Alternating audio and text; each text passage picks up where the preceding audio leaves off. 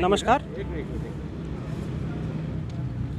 आगामी लोकसभेची आचारसंहिता लागू झालेली आहे. काय आपण उमेदवारीबद्दल दावा करत आहात? काय भूमिका आहे आपली?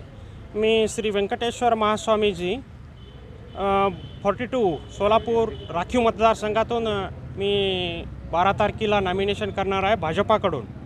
भाजपाचे तिकीट मलाच भेटती आणि भाजपा सोलापूरसाठी काय कायम करायचं आहे ते बाकीचे कामं सगळे मी करणार आहे. पुढच्या 5 वर्षामध्ये भरपूर काम करून दाखवणार आहे. तुम्ही कोणत्या बेसवर उभारताय लोकसभेच्या निवडणुकीत? मी जनतेचे प्रश्न सोडवण्यासाठी इथं लोकसभेला उभारतो आहे. जनतेचे मुद्दे काय आहेत ते मुद्दे सगळे रोजगारी, कंपन्या काढणे, इथं उद्योगधंदे वाढवण्यासाठी, हे पाणीचा प्रश्न आहे, हे उद्देश मेन आहे. उमेदवारीच पात्र आहे असं वाटतं का तुम्हाला?